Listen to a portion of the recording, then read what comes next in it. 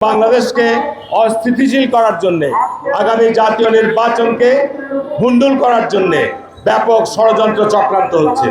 গতকালকে একটা সংবাদ পেলাম, এস আলম গ্রুপ বাংলাদেশে শেখ হাসিনার প্রত্যক্ষ সহায়তায় বাংলাদেশের বিভিন্ন ব্যাংক থেকে প্রায় 1.5 লক্ষ কোটি টাকা লুটপাট করে নিয়ে গেছে।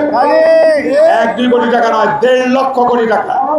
এবং এই টাকা আজকে বাংলাদেশে একটা অস্থিরতা সৃষ্টির জন্য ষড়যন্ত্র এবং চক্রান্তে লিপ্ত রয়েছে। প্রিয় উপস্থিতি, প্রিয় সাংবাদিক বন্ধুরা, বাংলাদেশের স্বাধীনতার সার্বভৌমত্বের ব্যাপারে বিএনপি আপোষহীন। বিএনপি প্রতিষ্ঠাতা শহীদ রাষ্ট্রপতি জিয়াউর রহমান যে দর্শন, যে জাতীয়তাবাদী রাজনীতির জন্ম দিয়ে গেছে, আমি মনে করি যে আজকে সময় এসেছে জাতীয়তাবাদী দলের পাশে আজকে বাংলাদেশের মানুষকে দাঁড়ানো। আজকে বাংলাদেশকে যারা দুর্বল করার জন্যে, জাতীয়তাবাদী শক্তিকে দুর্বল করার জন্য যারা আজকে চক্রান্ত এবং ষড়যন্ত্র করছেন, তাদের ব্যাপারও আজকে সজাগ এবং সতর্ক থাকতে হবে। বন্ধুরা আমার, বিএনপিকে আজকে চাপে ফেলে, বিএনপিকে আজকে বাধ্য করে আজকে সংস্কারের নামে, আজকে এই জুলাই সনদ তৈরির নামে আজকে যে সমস্ত কর্মকাণ্ড চলছে, এটাও আজকে জনগণের মধ্যে বিরক্তি তৈরি করেছে, উদ্বেগের তৈরি করেছে। আজকে এই কমিশনগুলো গঠন করে দীর্ঘ আলোচনার মধ্য দিয়ে মানুষের মধ্যে আজকে আমি বলবো যে চরম বিরক্তি তৈরি করেছে।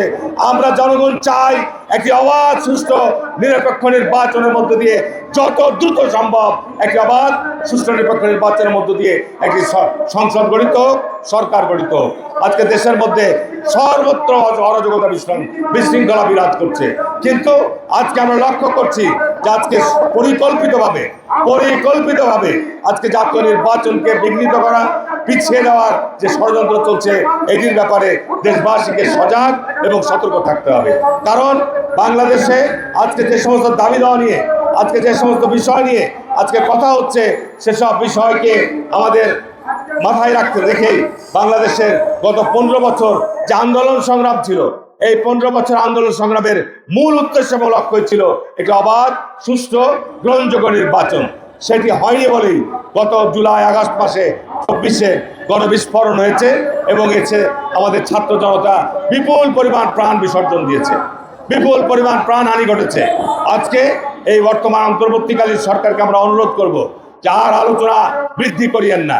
আর আলোচনা না করে যে অঙ্গীকার করেছেন, যে ওয়াদা করেছেন যে ফেব্রুয়ারির মধ্যে বাংলাদেশে নির্বাচন অনুষ্ঠিত হবে, নির্বাচন অনুষ্ঠানের মধ্য দিয়ে এটি অবাধ, সুষ্ঠু, গ্রহণযোগ্য নির্বাচনের মধ্য দিয়ে যা নির্বাচিত সরকারের কাছে ক্ষমতা হস্তান্তর করুন।